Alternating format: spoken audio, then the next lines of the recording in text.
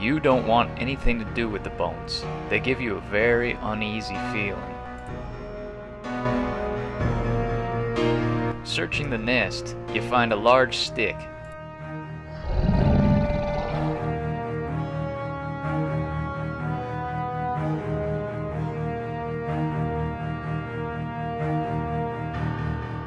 That doesn't seem to work.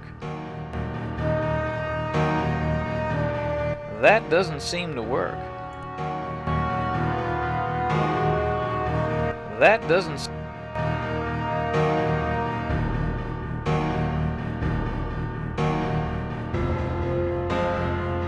Striking the steel compass and flint arrowhead together creates a spark.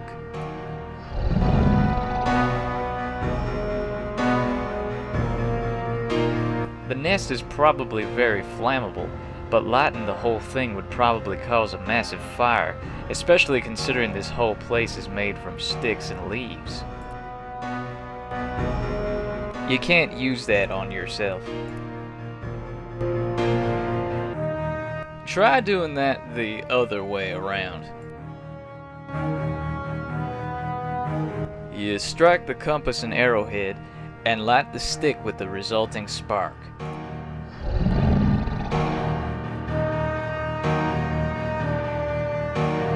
That doesn't seem to work. Your heart beating quickly, you toss the lit stick into the pit.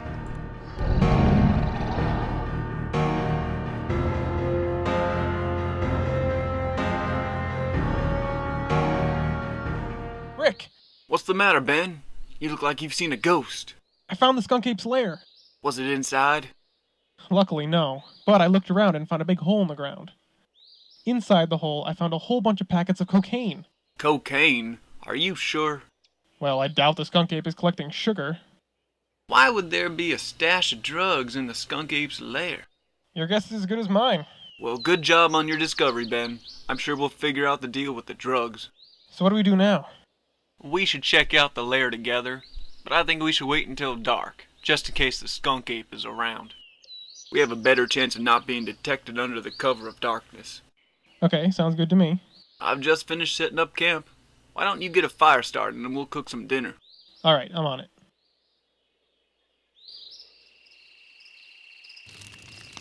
And I realized that a career in international relations wasn't what I wanted, so I decided to become a freelance paranormal investigator. That's an interesting career option. I don't think there'd be much call for that sort of thing nowadays. But then here you are, so I guess you made the right choice. I've been wondering about something. Has the skunk ape ever been active before this set of attacks? Not that I can remember. I mean, there were stories about it, but never any actual evidence of its existence. It's weird that it would just start attacking people for no reason. Well, maybe not no reason. There has to be some explanation for the drugs in the cave. Speaking of which, I think it's about time we headed over there and checked it out. Have you got your rifle handy? Yeah, I've got it right here. You know how to use it, right? Well, no, actually. I've never really fired a gun before. You better let me carry it then, just in case we get into trouble. Okay, here you go. Alright, let's get going. So this is it, huh? This is it. Are you sure it's a good idea to be going in alone? If the skunk ape is in there, I'll just come back out. Okay, I've got you covered.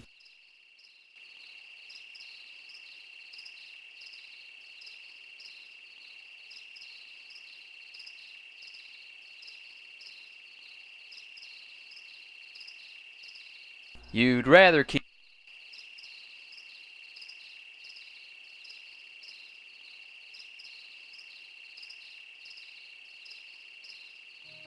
Much to your relief, you see that the skunk ape has not returned to its lair yet. Suddenly, you hear some commotion outside.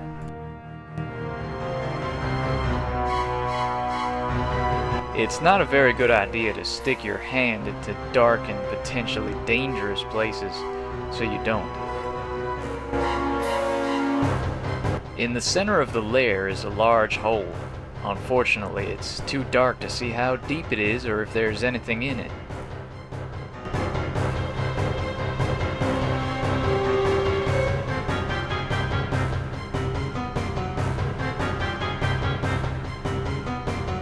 Rick! Be careful, Ben. This thing means business. Alright, you stinking ape. Get ready to meet whatever crazy entity made you. What? You're going to shoot it? Do you know how much the Smithsonian would pay to have one of these things on display?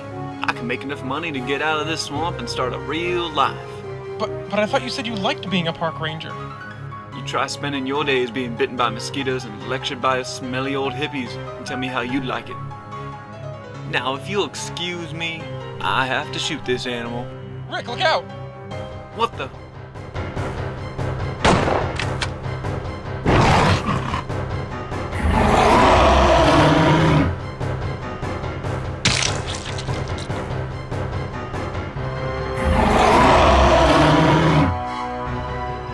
After running for what feels like hours, you finally seem to have lost the skunk ape.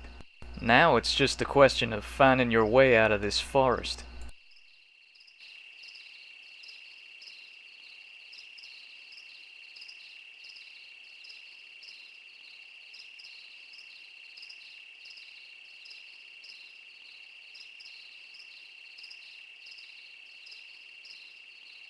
There seems to be a steady plume of smoke coming from somewhere to the north.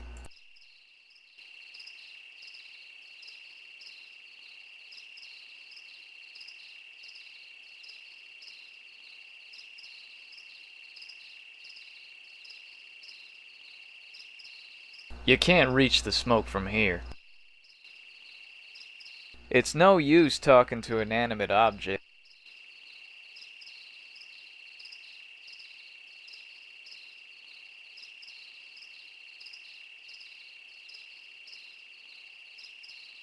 It's a large stone chimney.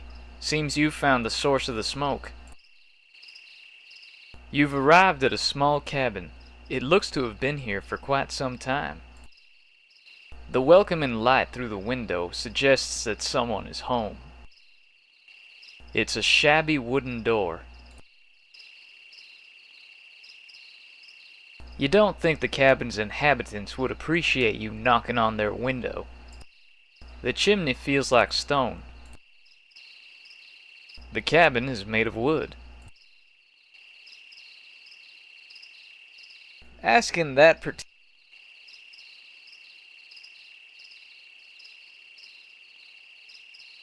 You decide to see if anyone is home. Just a minute. Now, who could that be at this time of night? Who is it? My name's Ben Jordan. I'm being chased by a giant monster. Oh yeah, that sounded perfectly reasonable. Crazy kid. Alright, hold on a sec. Come on in. Thanks, sir. I really appreciate you letting me in. Call me Jed. You ain't from around these parts, are you? No, actually, I'm not. So what are you doing out in the woods this late at night? Have you ever heard of the skunk ape? Did you say the skunk ape was chasing you? Yeah, you know about it? Boy, you've been living in the woods as long as I have. You've seen everything. How'd the skunk ape find you anyway? Well, I found him, actually. I was looking for his lair with a ranger from the park. I see. And did you find it? Yeah, we were looking into that when the skunk ape showed up and killed the ranger. You don't say. Well, Ben, I'm gonna go call a friend of mine. He'll be able to help you get out of here and back to safety. Make yourself at home in the meantime. I'll be right back. Jed disappears into the next room. You're left with a somewhat uneasy feeling, particularly because you thought you noticed his attitude change a bit when you mentioned the skunk ape's lair.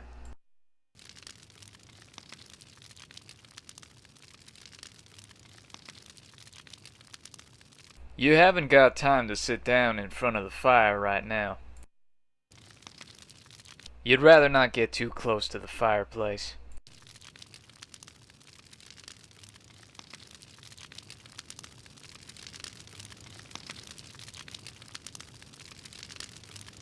It's a fireplace made of stones. There's a medium-sized wooden chair on a rug in front of the fireplace. It's a fire. A large fire is crackling in the fireplace. You don't want to burn yourself.